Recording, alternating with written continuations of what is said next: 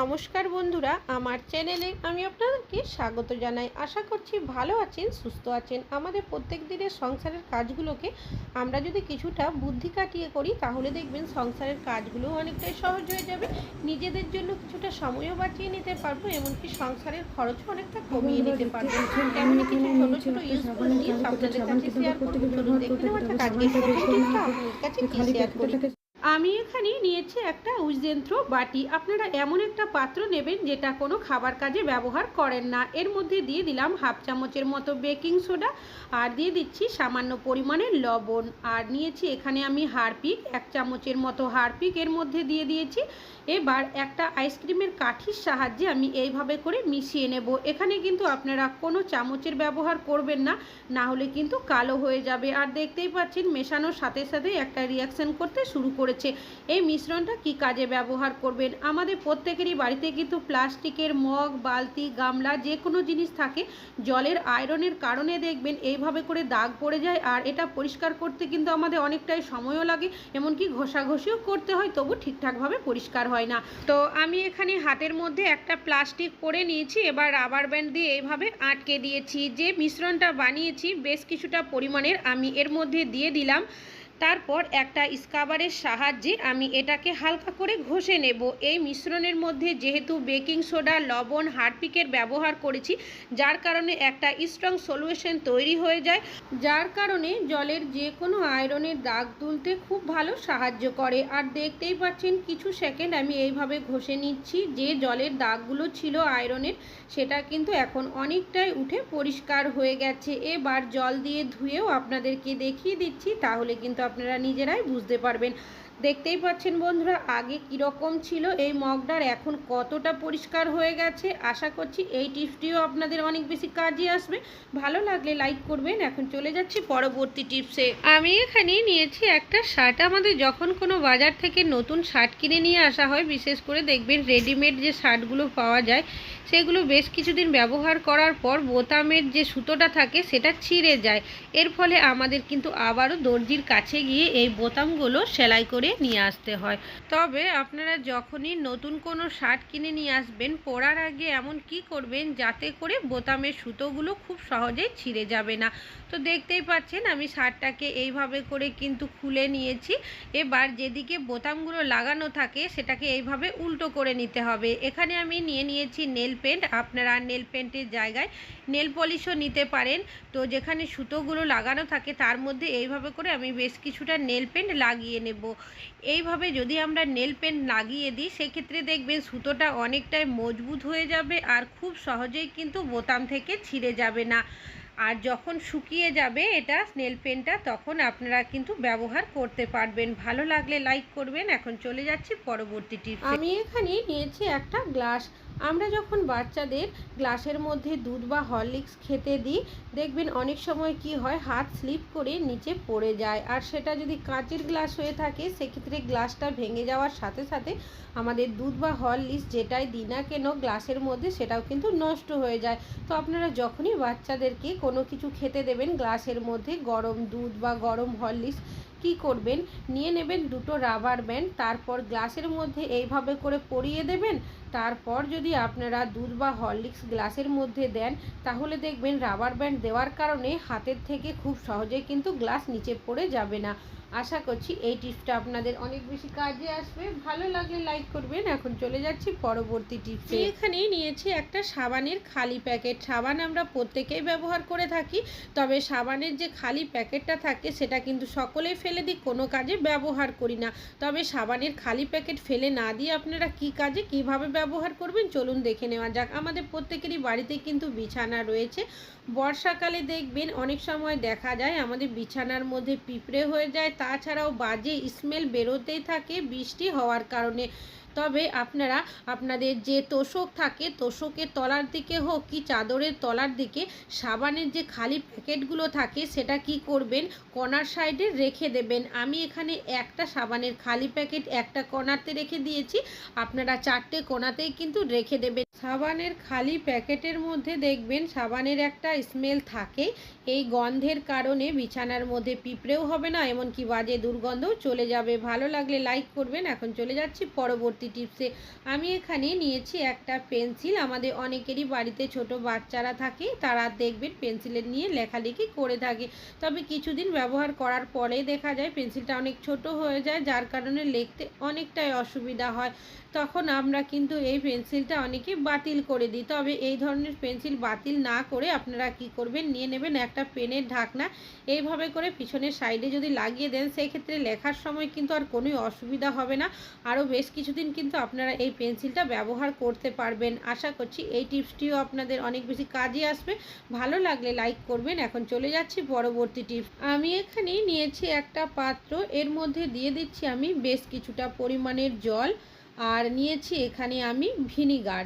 এক ঢাকনা মতো ভিনিগার আমি এর মধ্যে দিয়ে দিচ্ছি। আর নিয়েছি এখানে আমি কোলগেট। আপনারা যে কোনো সাদা ধরনের টুথপেস্ট এখানে ব্যবহার করতে পারেন। একবার ব্যবহার করার মতো কোলগেট আমি এর মধ্যে দিয়ে দিলাম। তারপর জলের সাথে ভিনিগার আর কোলগেটটাকে খুব ভালোভাবে আমি মিশিয়ে নেব। আর দেখতেই পাচ্ছেন খুব ভালোভাবে কিন্তু মিশিয়ে নেওয়া হয়ে গেছে। এবার এই যে মিশ্রণটা তৈরি হলো, সেটা আপনারা কি কাজে ব্যবহার করবেন চলুন দেখে নেওয়া যাক। আমাদের প্রত্যেকেরই বাড়িতে কিন্তু কোনো না কোনো সাদা জামা কাপড় থাকে, যেগুলো দেখবেন কিছুদিন ব্যবহার করার পর যে সাদা একটা ভাব থাকে সেটা কিন্তু অনেকটাই হলদে হয়ে যায়, যেটা দেখতেও অনেকটাই বাজে লাগে। তো এইভাবে একটা মিশ্রণ বানিয়ে আপনারা যদি সেই জামা কাপড় এই মিশ্রণের মধ্যে ভিজিয়ে রেখে দেন 5 থেকে 10 মিনিটের জন্য, দেখবেন যে একটা হলদে ভাব থাকে সেটা কিন্তু খুব সহজেই চলে যাবে। আমি এইভাবে করেই 10 মিনিট ভিজিয়ে রেখে দিচ্ছি, ফিরে আসছি 10 মিনিট পর। আর দেখতেই পাচ্ছেন বন্ধুরা, এখন কিন্তু 10 মিনিট হয়ে গেছে। এখান থেকে আমি শার্টটাকে তুলে নিচ্ছি। এইভাবে যদি আমরা আমাদের সাদা জামা কাপড় ভিজিয়ে রাখি একটা মিশ্রণ বানিয়ে, সেক্ষেত্রে দেখবেন সাদা জামা কাপড়ের মধ্যে হলদে ভাব যদি থাকে সেটা খুব সহজেই চলে যাবে। ভালো লাগলে লাইক করবেন। এখন চলে যাচ্ছি পরবর্তী টিপস। আমরা যখন প্রেসার কুকারে কোনো কিছু রান্না বান্না করি, অনেক সময় দেখবেন এইভাবে করে প্রেসার কুকারের তলাটা কিন্তু পুড়ে যায়। আর এইভাবে যদি পুড়ে যায়, সেক্ষেত্রে আমাদের এই প্রেসার কুকার পরিষ্কার করতে অনেকটাই ঘষা মাজা করতে হয়, এমনকি অনেকটাই পরিশ্রম করতে হয়। তো কিভাবে আপনারা খুব বেশি ঘষা মাজা ছাড়াই কিন্তু খুব সহজে পরিষ্কার করে নেবেন।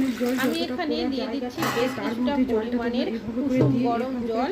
আর জলটা দেওয়ার পর এইভাবে একটু নাড়িয়ে নেব, যাতে করে সাইডে একটু জলটা লেগে যায়। আর দিয়ে দিলাম সামান্য পরিমাণে ডিটারজেন্ট পাউডার। এইভাবে করে আমি মিশিয়ে দেব। এইভাবে রেখে দেব আমি 5 মিনিটের জন্য। ফিরে আসছি 5 মিনিট পর।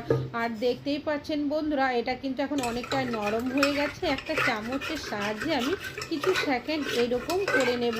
এরকম করলেই দেখবেন যে পোড়াগুলো থাকে প্রেসার কুকারের তলার সাইডে, সেটা কিন্তু খুব সহজেই অনেকটাই উঠে যাবে।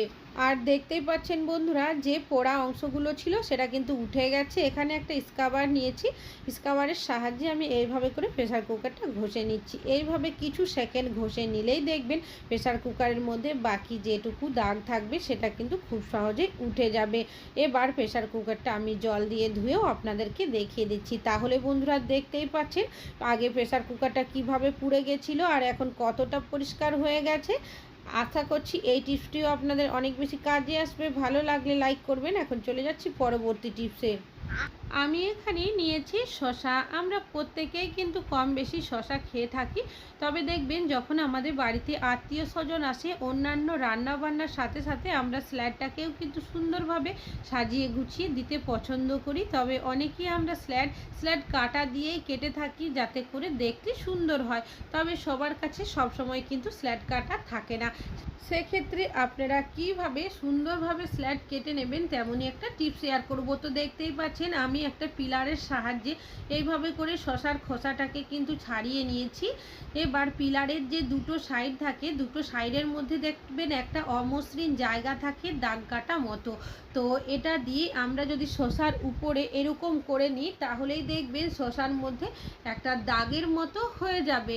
এবার আমি এখানে নিয়ে নিয়েছি একটা ছুরির সাহায্যে এইভাবে শসাটাকে আমি একটু বেঁকা করে কেটে নেব। এইভাবে যদি আমরা স্যালাডটা কেটে নিই সেটা দেখবেন দেখতে কিন্তু অনেকটাই সুন্দর লাগবে। আর দেখতেই পাচ্ছেন বন্ধুরা, আমি কিন্তু এইভাবে বেঁকা করে কেটে নিয়েছি। আপনাদের কাছে যদি কোনো স্যালাড কাটার না থাকে, আপনারা সুন্দরভাবে স্যালাডটা কাটতে চান, সেক্ষেত্রে কিন্তু পিলারের সাহায্যে এইভাবে একটা ডিজাইন করে নিতে পারেন। আশা করছি এই টিপসটিও আপনাদের অনেক বেশি কাজে আসবে। ভালো লাগলে লাইক করবেন। এখন চলে যাচ্ছি পরবর্তী টিপসে। আমি এখন চলে এসেছি ওয়াশ বেসিনের সামনে। আমরা প্রত্যেকেই কম বেশি ওয়াশ বেসিনের ব্যবহার করে থাকি, তবে দেখবেন কিছুদিন ব্যবহার করার পরই দেখা যায় কলের মধ্যে একটা ছোপ আয়রনের দাগ পড়ে যায়, যেটা দেখতেও কিন্তু অনেকটাই বাজে লাগে। তাছাড়াও পরিষ্কার করতে গেলে অনেকটাই ঘষা মাজা করতে হয়। তো আপনারা কি করবেন, নিয়ে নেবেন একটা স্ক্রাবারের মধ্যে আমি দিয়ে দেব একবার ব্যবহার করার মতো কোলগেট। আপনারা সাদা যে কোনো ধরনের টুথপেস্ট নিতে পারেন। তারপর 1 থেকে 2 ফোঁটা জল দিয়ে দিয়েছি। এবার কলটার মধ্যে এইভাবে করে দিয়ে কিছু সেকেন্ড আমি ঘষে নেব। এইভাবে কিছু সেকেন্ড ঘষলেই দেখবেন কলের যে জলের একটা আয়রনের ছোপ দাগ পড়ে যায়, সেটা কিন্তু আস্তে আস্তে উঠে যাবে। তাছাড়াও এই ধরনের স্টিলের যে কলগুলো থাকে সেগুলো দেখবেন বেশ কিছুদিন ব্যবহার করার পর নতুনের যে একটা গ্লেজ থাকে সেটা কিন্তু অনেকটাই চলে যায়। তো আমরা যদি কোলগেট দিয়ে এইভাবে একটু পরিষ্কার করে নিই, সেক্ষেত্রে দেখবেন নতুনের মতো একদম চকচকে হয়ে যাবে। পরিষ্কার জল দিয়ে আমি কলটাকে ধুয়েও দেখিয়ে দিচ্ছি। তবে দ্বিতীয়বার যাতে করে এই কলের মধ্যে কোনো আয়রনের দাগ ছোপ না পড়ে, সেক্ষেত্রে আপনারা কি করবেন, তো আমি এখানে নিয়েছি একটা কাপড়ের টুকরো দিয়ে এইভাবে করে কলটাকে খুব ভালোভাবে পুছে নেব, যাতে করে একটুও জল লেগে না থাকে। এবার আমি এখানে নিয়েছি ভ্যাসলিন দেখবেন কম বেশি আমাদের অনেকেরই বাড়িতে থাকে। তো সামান্য পরিমাণের ভ্যাসলিন নিয়ে এই কলটার মধ্যে আমি খুব ভালোভাবে হাতের সাহায্যে লাগিয়ে নিচ্ছি। আপনারা তুলো বা কাপড়ের সাহায্যেও লাগিয়ে নিতে পারেন। তো এইভাবে যদি আমরা একটু ভ্যাসলিন লাগিয়ে দিই, সেক্ষেত্রে দেখবেন একটা ভ্যাসলিনের আস্তরণ হয়ে যাবে এই কলের মধ্যে। তারপর আমি আপনাদেরকে জল দিয়েও এখানে দেখিয়ে দিচ্ছি। আর দেখতেই পাচ্ছেন বন্ধুরা, জল দেওয়ার পরেও কিন্তু এই কলের মধ্যে একটুও জল লেগে থাকছে না, খুব সহজেই কিন্তু জলটা ঝরে যাচ্ছে।